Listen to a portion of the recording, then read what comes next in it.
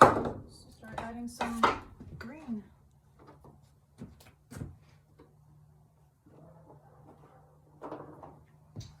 So the main colors I use are, these are actually sap green, but two different types. There's Winsor Newton sap green, Georgian sap green. And again, I have a huge tube of this because I mostly paint flowers. They always have stems and leaves.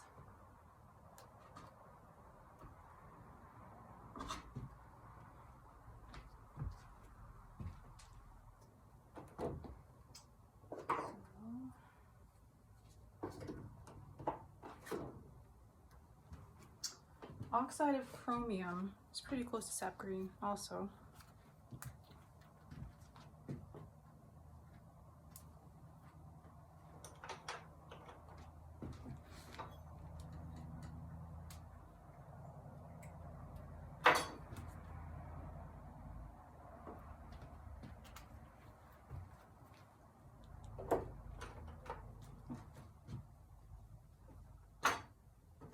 And we got two different greens. It's not going to be all the same green because in nature everything's not the same color. It is the same color, but the way that the light reflects on it and its shadow, then you got different tones of green.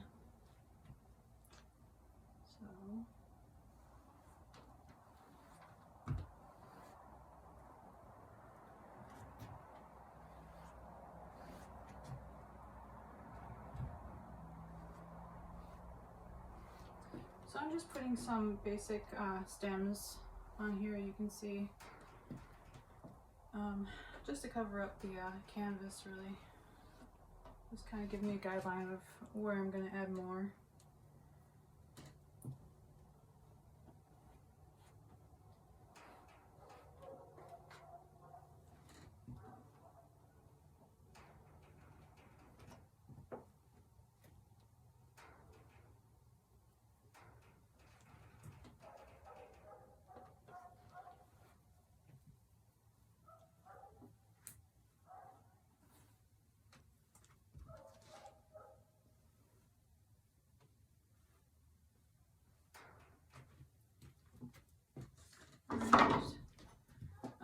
And you can see I have a lot of space to still cover with green, so I'm just gonna start covering it.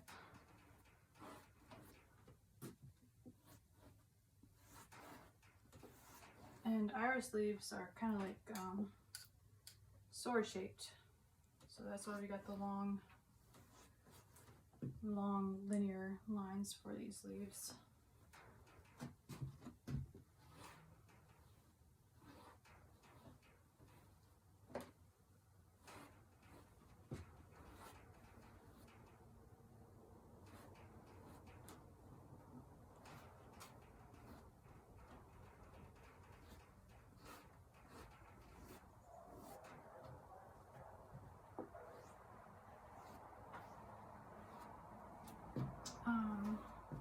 I have a big easel in my house. It kind of makes it easier to get the edges and the bottom. Well, I mean, I guess I can pick it up here and just move it, but I need the leaves and the greenery to go all the way down to the edge of the canvas.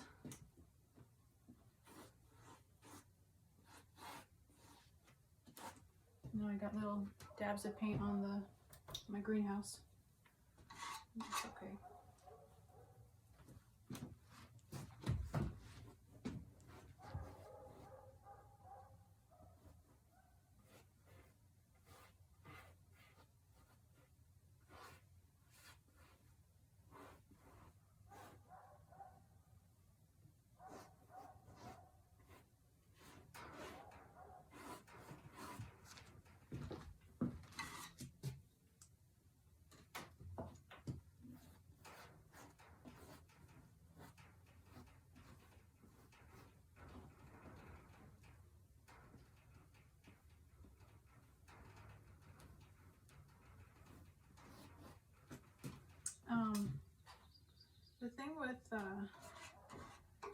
adding so much of this green paint to the canvas is when I'm doing these strokes, a lot of paint is actually deposited along it.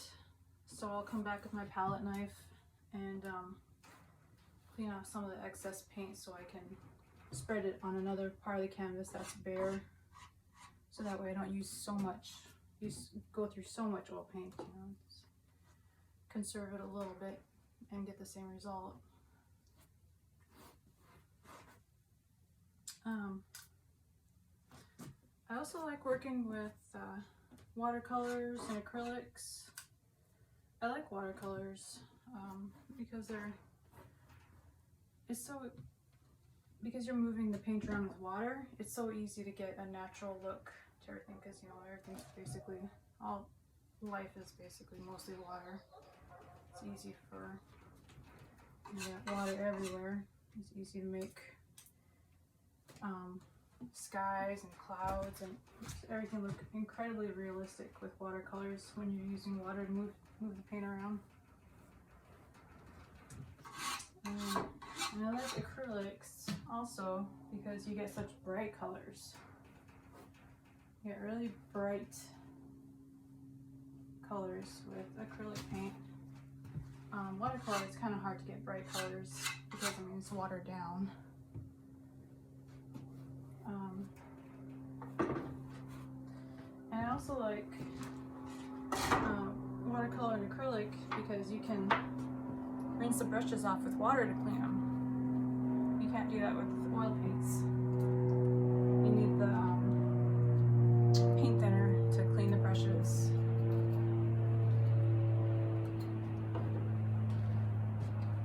I've got enough green right now. I think I can start adding a little bit of black, just a little bit. I've got Daniel Smith Lamp Black here. And I've noticed that the black color is super concentrated. You only just need a little bit for it to darken whatever color you have.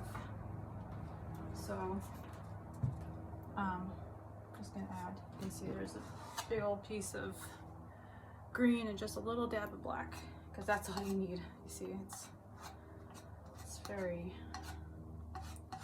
very dark. And this is sort of going to add more depth to the stems and the leaves by adding some shadows, basically. Shadowy leaves, and even that is like sort of too dark. But it's okay, I can come back and cover it if it starts to look too dark.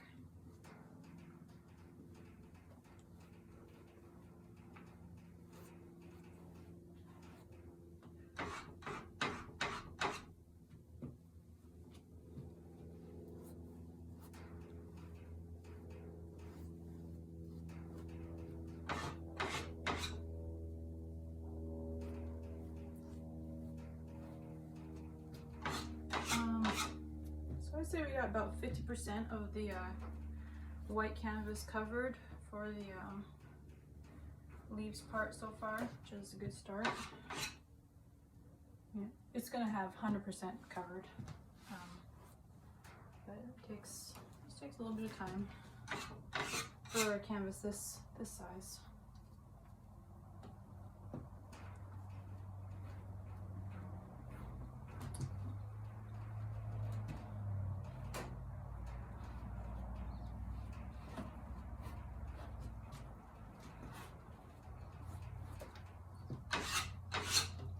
And thinking about it, I'm adding so much paint on the canvas to kind of cover it up. I probably should have added more irises, because I think it might actually be harder to add an iris on top of this if I want to add an iris than it would have been to just cover it up. You know, put more irises than you actually need, because it would be easier to cover them up and edit it with more leaves and stems to cover it up if you don't like that many irises than it is to actually add another iris onto something that's already this covered basically and thick. And I'm already out of green paint.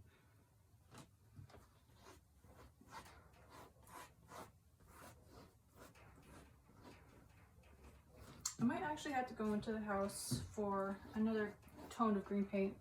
I like to have a couple of different greens because I mean that's what you get outside. You don't ever get just one color of green. You know, you gotta add a little bit of black to it to make different colors and different tones. And I like to have different colored oil paints. It's already, you know, the difference is already there for me. Rose Terre Verte is another one I usually get along with sap green. And I'm sure there's a way to mix sap green with something else to get Terre Verte, or the other way. I just don't know that trick. But I got this oxide of chromium, which is a slightly different color. So we'll just work with that right now.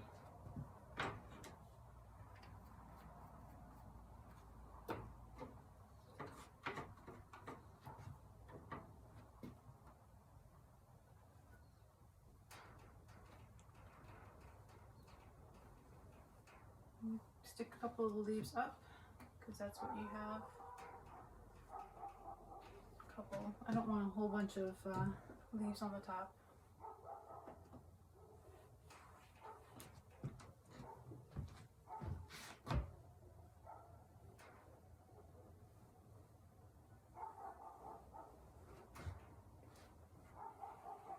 Right there.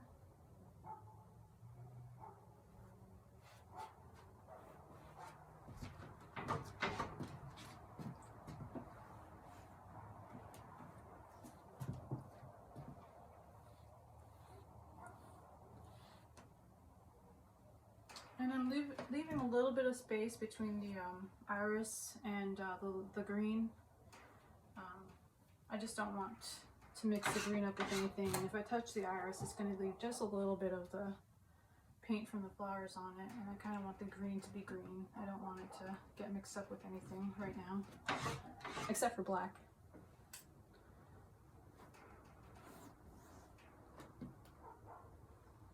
But after, and that's the other upside of watercolors and acrylic versus oil is that they dry really fast. Oil paint, you have to, takes months to dry. And so, but yeah, I still like oil paints though. I mean, they've got so many minuses versus acrylic and watercolor, but they, you know, you get a lot of quality for the extra work you have to put in working with oils.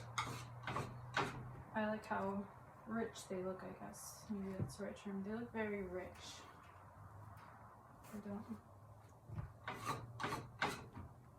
They really cover the canvas and almost turn it into not so much a 2D painting. They turn it into kind of like a 3D work of art.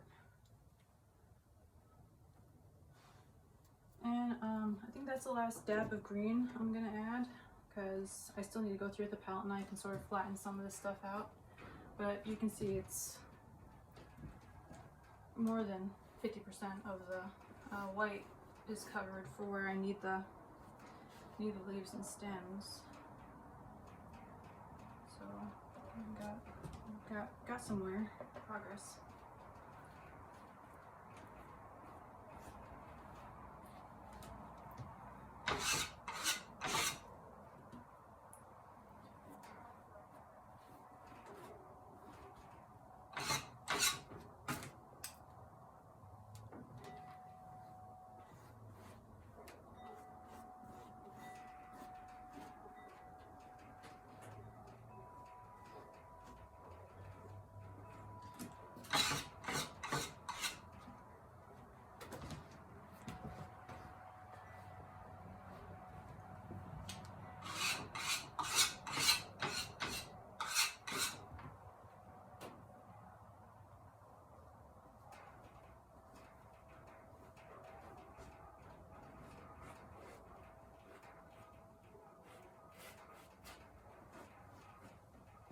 Alright,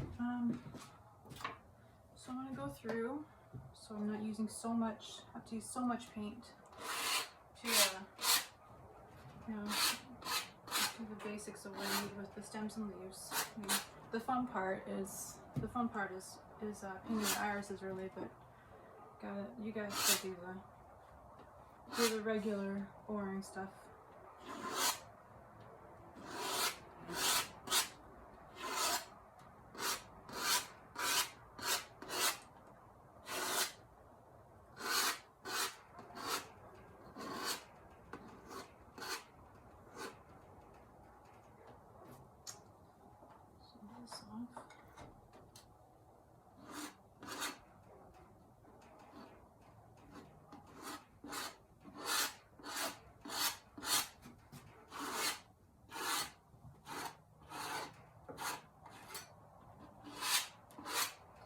So naturally, some of these stems and leaves would be over the irises, but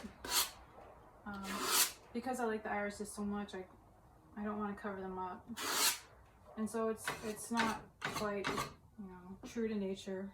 This painting, it's more like a fantasy painting of irises.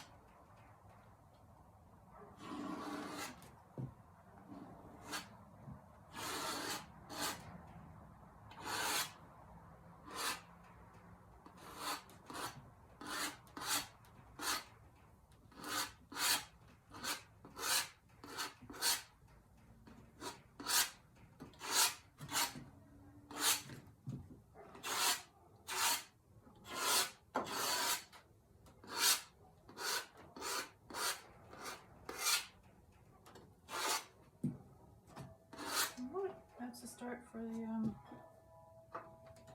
stems and leaves of the irises. So I think that's all I wanted to do today.